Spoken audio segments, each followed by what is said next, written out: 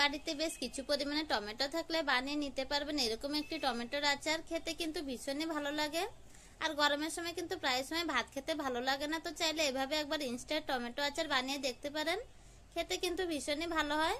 আমি এখানে 1 kilo tomato নিয়েছি, ভালো করে ধুয়ে স্লাইস করে কেটে নিয়েছি। টমেটোগুলো একটা সাইডে রেখে দিচ্ছি। এবার নেক্সট স্টেপে যাচ্ছি। গ্যাসের ওভেনে একটা কড়াই বসিয়ে দিয়েছি, কড়াইটা গরম হয়ে গেলে অল্প একটু তেল দিয়ে দিয়েছি। এবার কেটে রাখা টমেটোগুলো দিয়ে দেব। টমেটোগুলো দিয়ে আমাদেরকে একটু কষিয়ে নিতে হবে, মানে অল্প সময় একটু রান্না করে নিতে হবে। টমেটো থেকে এক্সট্রা ওয়াটার থাকে, তো সেই জন্য এই ময়েশ্চারটা কমিয়ে নেওয়া প্রয়োজন।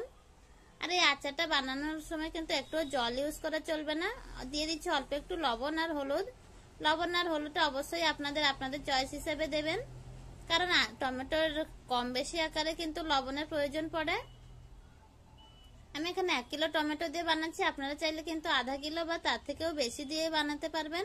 আর এটা খেতে কিন্তু ভীষণই ভালো হয়। দিয়ে দিচ্ছি 2 চামচ লঙ্কার গুঁড়ো। লঙ্কার গুঁড়ো দিয়ে আবারও খুব ভালো করে কষিয়ে নিচ্ছি। আর আমাদের কিন্তু কষানো হয়ে গিয়েছে। এবার একটু ঠান্ডা করে নিয়ে তারপরে মিক্সি জারে নিয়ে নিচ্ছি।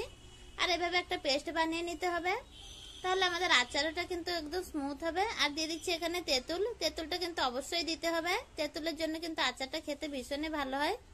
এবার কড়াইতে অল্প একটু সরষে, 2টো শুকনো লঙ্কা দিয়ে দিয়েছিলাম। তারপরে পেস্ট করে রাখা টমেটোগুলো দিয়ে দিচ্ছি। আর এইভাবে অনবরত নাড়িয়ে নিতে হবে, না হলে নিচে লেগে যাবে। দিয়ে দিচ্ছি এখানে 2 চামচ কাশ্মীরি লঙ্কা। কাশ্মীরি লঙ্কাটা একদমই অপশনাল, দিলে দেখতে ভালো লাগবে সেই জন্য দিয়েছি। দিয়ে আবারও খুব ভালো করে কষিয়ে নিচ্ছি। টমেটোর আচারটা বানানো কিন্তু খুবই সহজ, মাত্র 2 থেকে 3টে উপকরণে বানানো হয়ে যায়। এবার টমেটোর আচার বানানো হয়ে গিয়েছে, এবার একটা তরকা দেব, সেজন্য অল্প একটু সরষের তেল দিয়েছি। এবার কিছুটা এখানে সরষে দিয়েছি, তারপরে এখানে বেশ কয়েকটা এখানে শুকনো লঙ্কা দিয়েছি। খুব ভালো করে একটু ভেজে নিচ্ছি। লঙ্কাটা খুব ভালো করে ভেজে নিতে হবে। তো আমাদের তরকাটা এবার দিয়ে দিচ্ছি আচারের মধ্যে। এবার খুব ভালো করে কষিয়ে নিতে হবে, মানে 2-3 মিনিট এভাবে রান্না করে নিলে কিন্তু আচারটা একদমই তৈরি হয়ে যাবে। আচার রেসিপিটা একবার বাড়িতে বানিয়ে দেখতে পারেন, খেতে কিন্তু ভীষণই ভালো হয়। আর খালি আচার দিয়ে কিন্তু ভাতটা খাওয়া হয়ে যায়, আর স্টোর করে রেখে দিতে পারবেন, বেশ অনেকদিনও ভালো থাকে।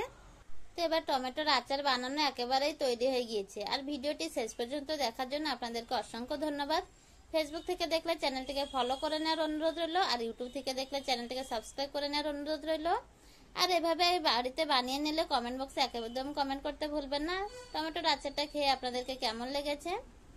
আর আমার ভিডিওটি আপনারা কে কোথা থেকে দেখছেন আমাকে অবশ্যই কমেন্ট করে জানাবেন, তাহলে আমি আপনাদেরকে ধন্যবাদ দিতে পারবো। তো চলুন ভিডিওটি এখানেই শেষ করছি।